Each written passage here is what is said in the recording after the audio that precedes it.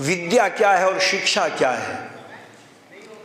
और ऋषि दयानंद जी महाराज सत्यार्थ प्रकाश में लिखते हैं, वो मनुष्य बड़े सौभाग्यशाली हैं जिनका मन विद्या में लगा रहता है। पर क्यों लिखा ऋषि दयानंद जी महाराज ने इस बात को? क्योंकि महाभारत में आता है, वेद में भी आता है। वेद में आया कि मनुष्य के सबसे बड़े दो शत्रु कहलाते हैं। पूछा महाराज वो दो शत्रु कौन से हैं? तो वेद में उत्तर दिया, सबसे पहला शत्रु है अविद्या और दूसरा शत्रु है गरीबी। आप में से कोई मूर्ख रहना चाहता है? कोई रहने को तैयार नहीं होगा। कोई गरीब रहना चाहता हो? कोई गरीब भी नहीं रहना चाहता। इससे पता चला मनुष्य के सबसे बड़े दो शत्रु हैं। इन शत्रुओं को दूर करने का प्रयत्न करना चाहिए। और महाभारत में भी भीष्म पितामह से पूछा युधिष्ठिर ने, दादा ये बताओ मनुष्य का सबसे बड़ा शत्रु क्या है? तो भीष्म पितामह कहते हैं, मैं मनुष्य का सबसे बड़ा एक ही शत्रु मानता हूं और उस शत्रु का नाम है अविद्या। अविद्या ही मनुष्य का सबसे बड़ा शत्रु है। और ऋषि दयानंद जी महाराज ने भी इस राष्ट्र के अंदर उस शत्रु को देखा और उस शत्रु को देख करके आर्य समाज का नियम लिखा, अविद्या का नाश और विद्या की वृद्धि करनी चाहिए। पर विद्या की वृद्धि करे कौन, कैसे हो? तो ऋषि दयानंद जी महाराज ने उसको जीवन में धारण किया और यहाँ पर गुरुकुल शिक्षा का प्रचार प्रसार करने का प्रयत्न किया। गुरुकुलों के द्वारा विद्या की प्राप्ति हुआ करती थी, पर दुर्भाग्य इस देश का यह है, दो प्रकार की शिक्षा दी जा रही है आज।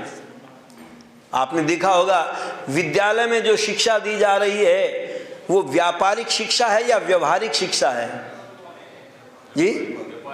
व्यापारिक। मैनेजर कैसे बने, इंजीनियर कैसे बने, डॉक्टर कैसे बने, जज कैसे बने, प्रोफेसर कैसे बने, सारी चीजें नौकरी तुम्हें मिल जाएगी। ये व्यापारिक शिक्षा तो हमको दी गई, पर व्यवहारिक शिक्षा भी दी गई क्या? इसीलिए आज हमारे बच्चे व्यवहार में फेल हैं और व्यापार में पास हैं। और इसीलिए व्यवहार में फेल होने के कारण बड़े बड़े लोग आत्महत्या करके मर रहे हैं। ये आत्महत्या का कारण क्या है? पैसा तो उनके पास में बहुत है, पर घर में जब दुर्व्यवहार होता है उससे दुखी होकर के व्यक्ति, बड़े बड़े सेठ लोग भी आत्महत्या कर लेते हैं। पर पहले व्यवहार भी सिखाया जाता था और व्यापार भी सिखाया जाता था। पुरानी पुस्तक अगर किसी के पास में हो तो पढ़ना, उसमें लिखा मिलता था, सवेरे उठा करो, बड़ों को नमस्ते करो, सदा सत्य बोलो, चोरी मत करो। अच्छा बताओ ये व्यवहार है कि नहीं? ये व्यवहार भी सिखाते थे। और आज क्या सिखाते हैं? आज की भी पुस्तक उठाओ, लाठी लेकर भालू आया छम छम छम, ढोल बजाता मेंढक आया ढम ढम ढम। अच्छा इससे क्या शिक्षा मिली? केवल बच्चों को अक्षर का ज्ञान तो हो गया, ए आ ई ऊ तो पढ़ लिया, लेकिन व्यवहारिक शिक्षा धीरे धीरे समाप्त हो गई। इसलिए ऋषि दयानंद जी महाराज कहते हैं विद्या बच्चों को पढ़ाओ। पर विद्या किसको कहते हैं? यहाँ दो प्रकार की विद्या सिखाई जाती थी, भौतिक विद्या और अध्यात्म विद्या। अध्यात्म विद्या किसको कहते हैं? जिसको विद्यालय में आजकल दूसरी भाषा में पढ़ा रहे हैं। विद्यालय में क्या पढ़ाते हैं? भौतिक विज्ञान और जीव विज्ञान। सबने पढ़ा होगा। तो ये जीव विज्ञान में क्या पढ़ाते हैं बच्चों को? मेंढक के शरीर की रचना, बंदर के शरीर की रचना। अच्छा बताओ ये शरीर की रचना पढ़ाना ये जीव विज्ञान है या भौतिक विज्ञान है? क्या मानोगे इसको आप जी? ये भौतिक विज्ञान है। ये पंचभूतों से बना हुआ है शरीर, इसलिए जो पंचभूतों से बना हुआ है भौतिक विज्ञान ही है। जीव विज्ञान किसको कहते हैं? तो ऋषि दयानंद कहते हैं आत्मा और परमात्मा का ज्ञान हो जाना जीव विज्ञान है और संसार के पदार्थों का ज्ञान हो जाना भौतिक विज्ञान है। क्यों जी? आज आत्मा और परमात्मा की चर्चा है कहीं विद्यालय में? कहीं पढ़ाया जाता हो? कहीं नहीं। वो कहते हैं आत्मा होती नहीं, जैसे कह रहे थे अपने आप जड़ में से अपने आप ही बन गई सब चीजें। जो ये मानता हो वो जीव विज्ञान को नहीं जानता। इसलिए ऋषि दयानंद जी महाराज कहते हैं तुम बच्चों को बचपन से विद्या पढ़ाने का प्रयत्न करना, और यदि विद्या नहीं पढ़ाई तो इनका जीवन नष्ट हो जाएगा। तो पूछा विद्या क्या है और अविद्या क्या है? तो ऋषि दयानंद कहते हैं यथार्थ ज्ञान को विद्या कहते हैं और विपरीत ज्ञान को अविद्या कहते हैं। देखो ऋषि दयानंद जी की परिभाषा को लेकर के चलना साथ में। ऋषि दयानंद कहते हैं विपरीत ज्ञान जो है अर्थात जड़ को चेतन मान लेना और चेतन को जड़ मान लेना, ये अविद्या है। अच्छा, मैं इस समय आपके सामने बोल रहा हूँ, खाता हूँ, चलता हूँ, तो मैं चेतन हूँ या जड़ हूँ? चेतन। और जब इसमें से जीवात्मा निकल जाएगी, बोलना बंद कर दूंगा, हिलना डुलना बंद कर दूंगा, तब क्या कहेंगे? चेतन या जड़? जड़। प्राण निकलते ही, आत्मा निकलते ही ये जड़ हो जाएगा। इससे पता चला अच्छा जड़ को हम चेतन मान लें तो ये विद्या या अविद्या?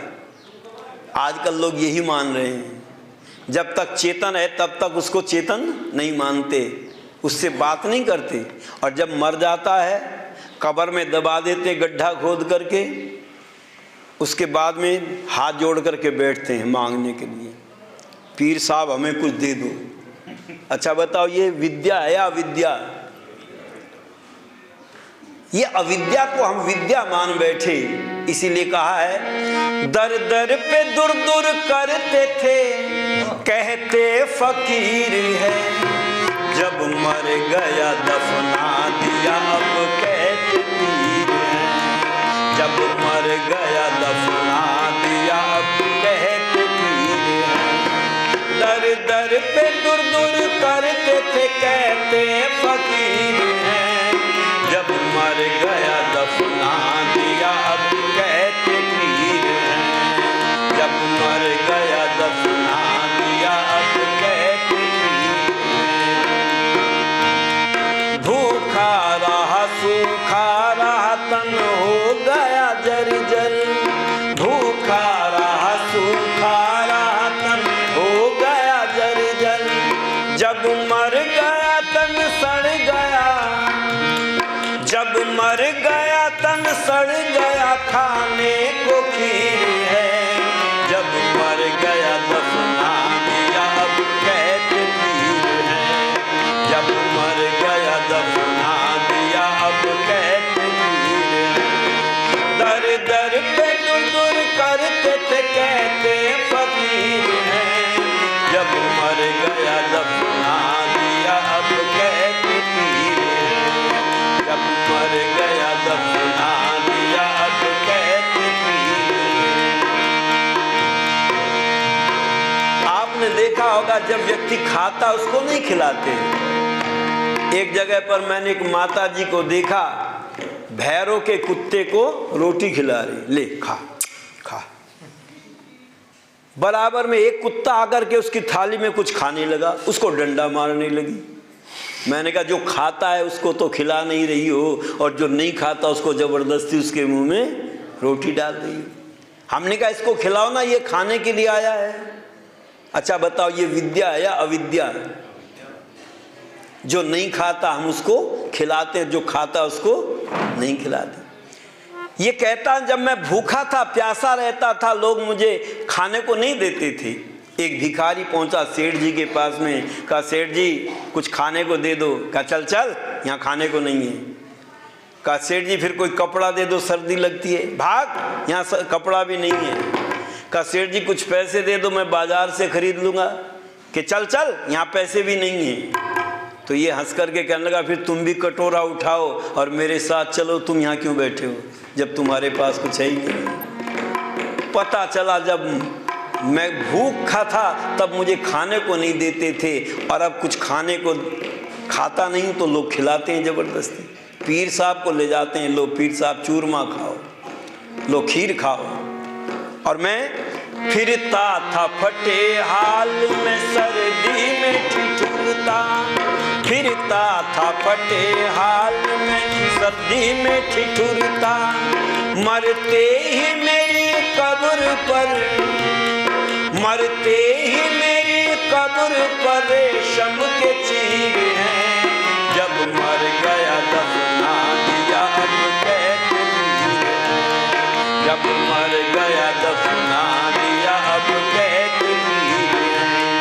दर दर पे दूर दूर करते थे कहते फकीर हैं, जब मर गया दफना दिया अब कहते पीर हैं, जब मर गया दफना दिया अब कहते पीर हैं। का जब मैं नंगा घूमता था, मेरे पास कपड़े नहीं थे, तब कोई मुझे कपड़ा नहीं देता था, और अब हरी चादर गोटा लगी हुई रेशम की, लो लो पीर साहब अब ओढ़ो कहीं सर्दी न लग जाए।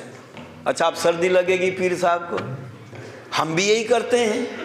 अच्छा, आप में से कोई ऐसा नौजवान है जिसकी नौकरी लगी हो और पहली तनख्वाह मिली हो और अपने पिताजी के लिए चादर लाया हो, पिताजी आपने पढ़ा लिखा करके मुझे योग्य बनाया, आपकी कृपा से मुझे नौकरी मिल गई है, मैं ये चादर लाया हूँ, इसको जब ओढ़ोगे पता चल जाएगा, तुम्हें याद आएगी कि मेरे बेटे की पहली तनख्वाह इस तारीख को मिली थी। किसी ने दी ला करके?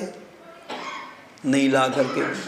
कब ला करके दी चादर? जब पिताजी मर गए तब लाए बढ़िया सी चादर निकाल करके, अब ओढ़ करके जाओ कहीं रास्ते में ठंड न लग जाए। और ढेर लगा देते हैं चादरों के, और ये भी पैमाना बन गया, जिसकी अर्थी पर ज़्यादा चादर वो बड़ा सेठ, और जिसकी कम चादर वो छोटा सेठ। पर नहीं, याद रखना, हमने बदला इसको। हमने कहा जितने की तुम चादर चढ़ाते हो इतना घी और सामग्री चढ़ाओ, कम से कम वातावरण तो शुद्ध होगा। इनको तो सबको गटर में फेंक देंगे, जला देंगे लोग, लेकिन चादर घी सामग्री चढ़ाओगे तो कम से कम प्रदूषण तो नहीं होगा। हम भी वही काम करते हैं जो दूसरे करते हैं। इसलिए विद्वान कहते हैं, फिरता था फटे हाल में सर्दी में ठिठुरता, मरते ही मेरी कब्र पर, मरते ही मेरी कब्र पर रेशम के चीर हैं, जब मर गया दफना दिया अब कहते पीर हैं, जब मर गया दफना दिया अब कहते पीर हैं। अच्छी नहीं लगती थी सूरत मेरी जिनको, अच्छी नहीं लगती थी सूरत मेरी जिनको, अब उनकी तिजोरी में, अब उनकी तिजोरी में मेरी तस्वीर है, जब मर गया दफना दिया अब कहते पीर हैं, जब मर गया दफना दिया अब कहते पीर हैं। अच्छा, आप में से भिखारी की सूरत किसी को अच्छी लगती है क्या? मैंने देखा बड़े ध्यान से, मैं एक एक चीज़ को बड़ी बारीकी से देखता हूँ। जब रेलगाड़ी में या बस में कोई भिखारी चढ़ जाए तो कुछ लोग तो पीछे कमर लगा करके आंख बंद कर लेते जैसे गहरी नींद आ रही है। कुछ लोग खिड़की की तरफ को देखने लगते हैं जैसे इनका ध्यान ही नहीं।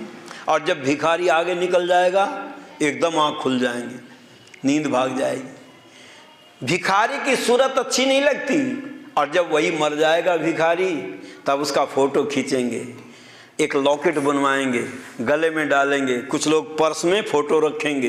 एक सेठ जी ने गले में रख रखा है फ़ोटो। हमने कहा ये आपके पिताजी का फ़ोटो है? कहने लगे नहीं नहीं पिताजी का नहीं है। तो हमने कहा बाबा जी का होगा? कहने लगे नहीं बाबा जी का भी नहीं है। तो हमने कहा और किसका है? कि ये पीर साहब का है। तो हमने कहा वो फूफा जी लगते थे तुम्हारे, उनका फ़ोटो क्यों रख रखा है? कहने लगे साहब गले में उनका फ़ोटो रखने से गल्ला कभी खाली नहीं होता, हमेशा भरा रहता है। तो मैंने कहा दुकान को ताला मार दो, फिर अब तो गल्ला खाली होगा ही नहीं। ऐसा धारणा बन गई लोगों की। पर कहते हैं भिखारी की सूरत अच्छी नहीं लगती। और कहता है मैं जब मांगता था लोगों से तब मुझे कोई 1 रुपया नहीं देता था, मांगे से भी 1 रुपया देता न था कोई, मांगे से भी 1 रुपया देता न था कोई। 100-100 के नोट डालता, 100-100 के नोट डालता हर एक राहगीर है। जब मर गया दफना किया अब